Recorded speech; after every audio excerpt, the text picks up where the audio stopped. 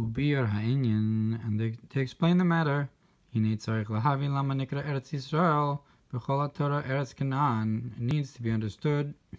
Why does the Torah call the land of Yisrael the land of Canaan throughout the entire Torah? Varei Cham hu avi Canaan. Cham is the father of Canaan. Mahu hayachas shel Eretz Yisrael b'zeh. What is the land of Yisrael's connection to this?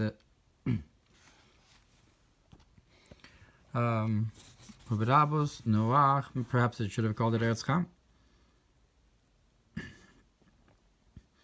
And Major Shabbat Noach, Parshas Lamed Vav, Avi Canaan, avoid the Pischa. It says the father of Canaan, the father of the opening. Pirush HaMatnas Kuna, or the Pachasa.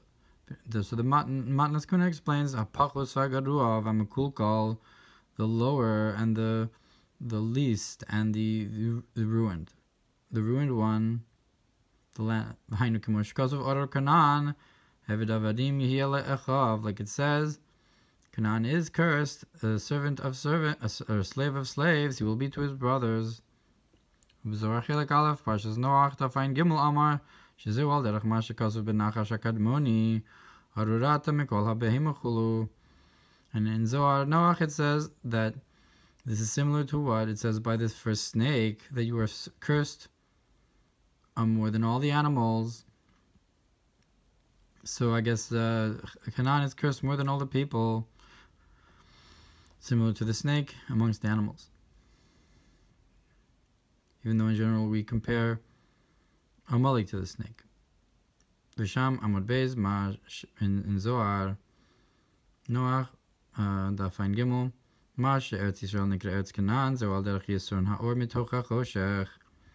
This that the land of Israel is called the land of Canaan is like the concept of the light that comes from the darkness, and in comparison to it, Kemosh Kasuv Berabos Parshas Achrei Parshas Chav Gimel, like it says in Midrash Rabba Achrei Al Pasuk Ukemaise Eretz Canaan, and like the acts of the land of Canaan, Ukeshoshana ben HaChochim, and like a flower amongst the thorns. V'hu inyan mi tein tahor mi tamei, and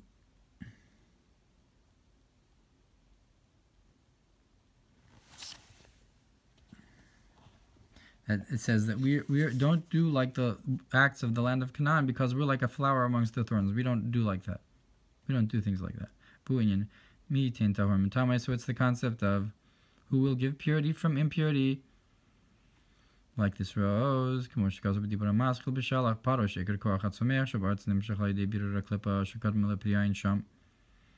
it says there, in Beshalach Paro, that the main ability to grow from the earth is through purifying the klippa that comes before the fruit.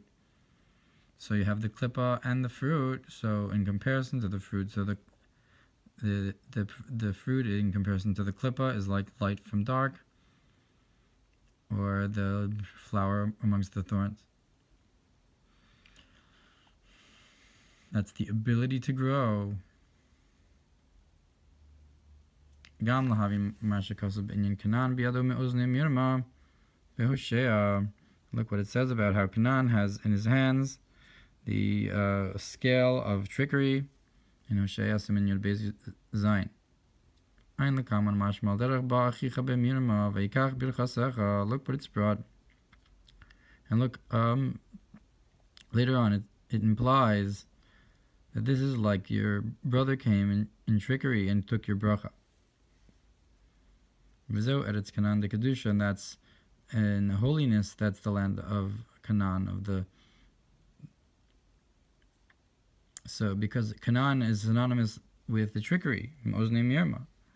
And so Ba'achicha b'mirma. So Yakov did that. So that's the land of Canaan. It's the land of our trickery in holiness. To get the brachas. Gam kipshuto b'klippa yishlomer al derech v'anachash hayarum chulu. Also, simply, if you want to say that the land of Canaan is in klippa, you can say it's like how the snake was clever. Arum, like the mirma. גם מה שכתוב ולא יהיה עוד כנעני בבייס הוויצבוס ביום ההוא בזכריה סוף סימן י"ד, and this that it says in the end of Zechariah, and they will no longer have a Canaani in the house of Hashem on that day. D'im kipshuto d'knani kayal arar Canaan, that if in its simple meaning Canaani refers to the fact that Canaan is cursed, Osi Shapir, to make sense. Aval ma'achar shnikra Eretz Yisrael, Eretz Canaan. But since the land of Israel is called the land of Canaan, im kein mukhrach shezeu Canaan de kedusha, so we must say that there's a concept in holiness in this idea as well. Im kein ma'o hamayla v'ashevach. So if there's no Canaan, what's so great then? If Canaani is not good, so yes, we don't want it in the house of Hashem. But if Canaani is in kedusha, so what's the question then is, what's so great about not having a Canaani in the house of Hashem if we're talking about Canaani of kedusha? But it's known that everything in the Torah is learned this opposite this, that just like you have Lavan and Esav in Klippa, v'chin Sarat Tabachim and Sarat Mashkim chulu, so too the minister of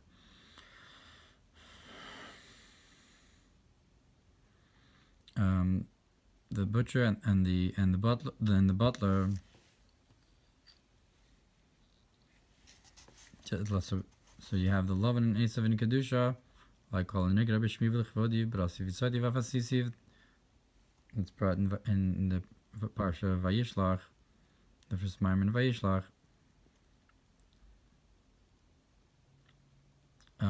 So too you have the concept of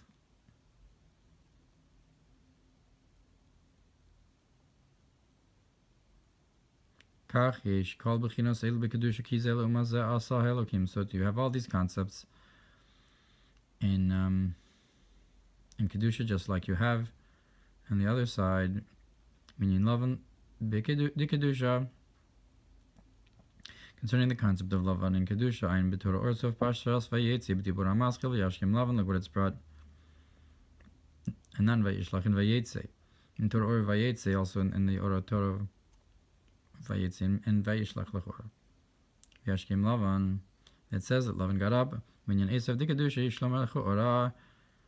So that's Lovan HaElyon.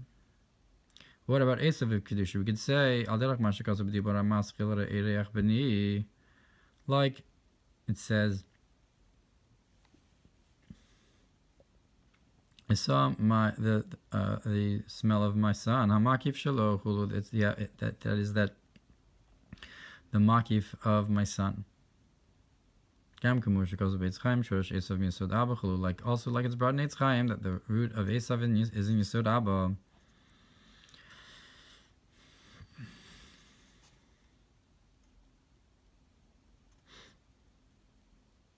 So these are two concepts within Esav. There's a makif of the garment of Esav. So it's called the garment of Esav. So makif.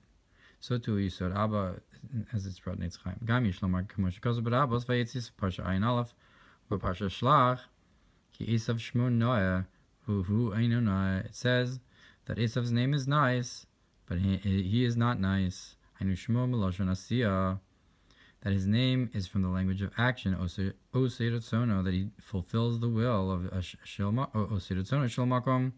He fulfills the will of the omnipresent. Yisborim Kain. Yisborim Kain Zeu B'chinasu B'kedusha. If so, that's we can explain that's his concept in holiness, the concept of asiyah, of fulfilling Hashem's will. Inami B'chinasu B'kedusha Zeu Olam HaTohu. Or you could simply say that his concept in holiness is the concept of the world of Tohu. Shlifnei Loch Melech, that before king ruled, and that's why that's the concept that Esav was the firstborn, because he corresponds with the Olam HaTohu, which are these great lights. הנה שלושה בני נוח הם למעלה בקדושה, גימל בחינוס, גבני הקשס. Now the three sons of Noach, they are above in holiness the three colors of the rainbow, chivar, sumak, v'yarok,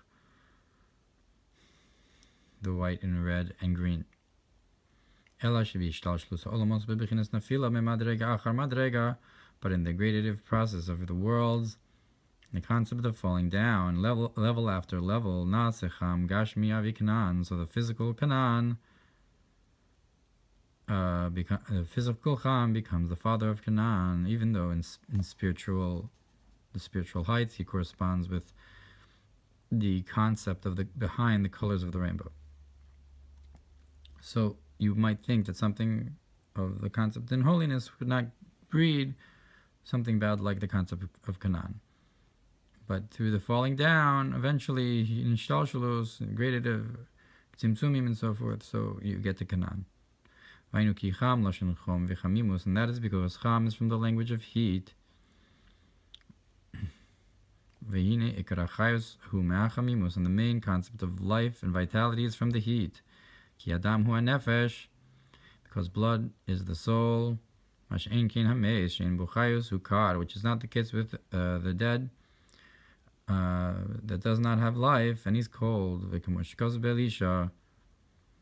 Like it says by Elisha, that he brought the dead back to life. It says the language v'yacham b'sar hayaled, that the flesh of the child got what was heated, became warm, meaning that he came back from the dead.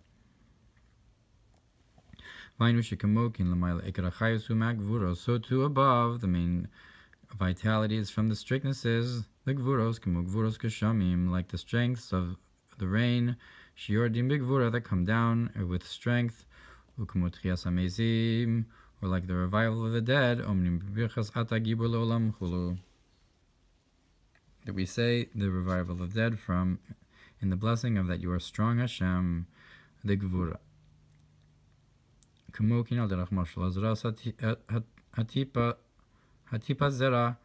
Or for example, the sowing of the seed, the holy b'domelot, for a person to beget a child that is comparable to them, that the creation of a new person, a new child. So that's specifically through heat, because like a man is his gvura. So the true concept of masculinity of gvura is in the heat of the moment, and is that heat brings forth the tipa, the vitality, to the point of creating a new person, like Tchias HaMesim. Beraishis Chachma Shara Kedusha Perek Tesvav Mischamemin Be'eshin Kiddishin Chulu, to be heated by holy fires.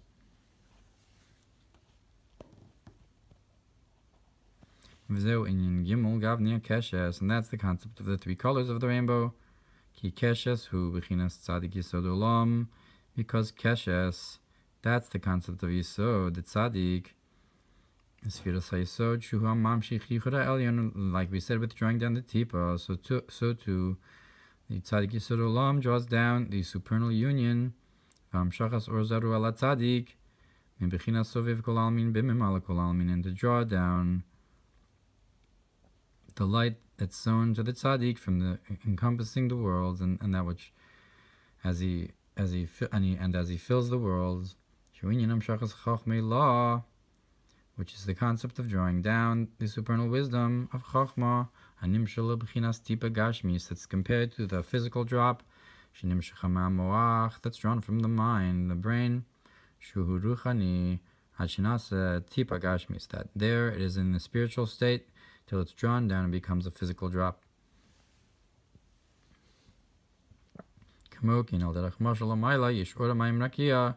And so to above, you have, for example, the concept of the light, the water, and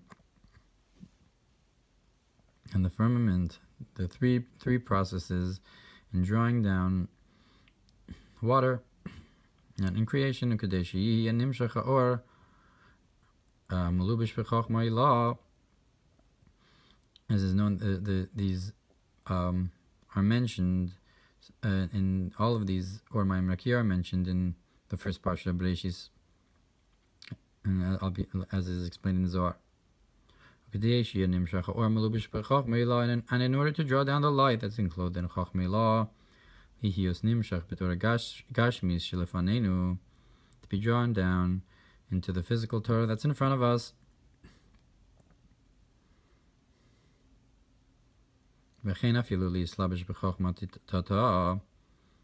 even to come all the way down to us, but even for Chochma Ilah to be enclosed in the lower wisdom.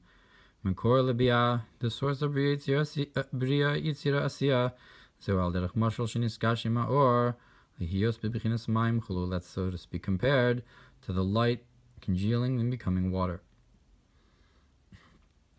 And that's the idea of the light is sown to the tzaddik, just like how it's ethereal in the mind and becomes a physical drop, so to above, this spiritual concept of Chochma Ilah becomes the lower level of Chochma Tatat that goes to Malchus through Yesod.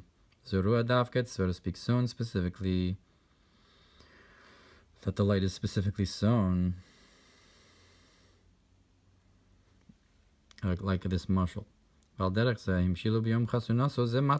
Similarly, it's compared the day of his wedding to the giving of the Torah, which is like the drawing down of this drop of Chochma Ilah, Ohr Hatorah Bereishis, which is Torah, into the souls of Israel, that they're called the bride, because our souls expired.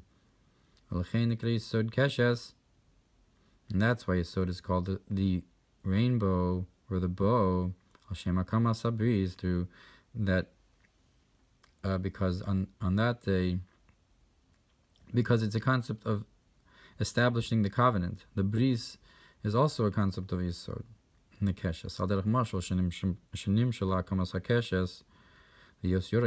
That's compared to the hardening of the bris, to bringing up the bris in order that it should shoot like a bow, which is how you know that a person is viral. So that they can have children. Like it says by Yosef, that his keshes, his bow, was awakened, to refer to this idea. Like it says by Yosef with Ashes Potiphar, for Shayat Tzadik Yesod, that his concept was this Tzadik Yesod, V'tashav Beitan Kashto, and Chazal were dorish on the verse, Teshav Beitan Kashto, that his keshes was dwelling in its strength. V'chein binyan Yehonasan v'David, and so too with Yehonasan and David it says, B'shmol alav simin yurches, V'ani shloshe sachitzim chulu, and I 3 arrows will shoot. Also refers that Yehonasan is also a concept of Yesod, and David is Malchus, so that it corresponds to a concept of, specifically, it was Yehonasan who was shooting the arrows, because he's the concept of Yesod. It's like the Hamshachas Tatipa from the masculine to the feminine. And he shot 3 arrows, and that's like the 3 colors of the rainbow. Haga'os, that is Chesed Gvura Tiferes, Shemehem Mekor Liyos Hakama Sabris, that from them is the source to lift up the covenant of Yesod. So those are the 3 sons of Noach, who's Yesod. V'zeu inyan Cham, and that's the concept of Cham, who's the Gvuros of Kedusha, of the colors of the rainbow. Mistama Sumak, the color red. That is that in amongst the 3 colors of the rainbow, that is the heat from the supernal strictnesses of Gvura, which is the awakening to give over the flow, like it says, to the sun, he made a tent for them, and he's like a groom who comes out of his chuppah. So we have the concepts of the heavenly bodies forming like a rainbow, like a tent, which is an encompassing concept, and you have like again the concept of the groom coming out on his wedding day. That from the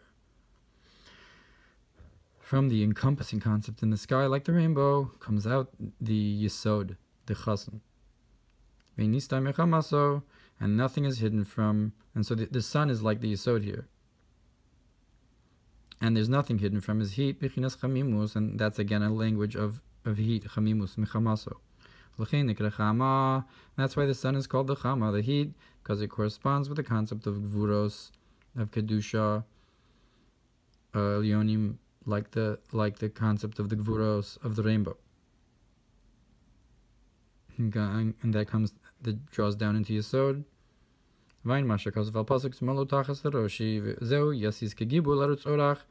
That's why it says that he rejoices like a gibur, like a strong one, specifically gibur, to run the path. And it's explained in another place, the concept of the orach is the Yesod Denukva. Mein Mise Bezor Chelik Beis Truma Kuf Lamed Zayin Aleph Parshas Bereishis Daf Tes Amud Aleph Bepeirish Ramaz Sham Bereish Parshas Paluscha Daf Kuf Mem Ches Amud Beis Sora Kamus Abris. There it talks about the establishing the covenant Shia Ever Chai, that is to have a live limb Lafuki Kishu Ever Meis Shemistalek Apnimis, which is the opposite of having a dead limb, that the inner concept goes away.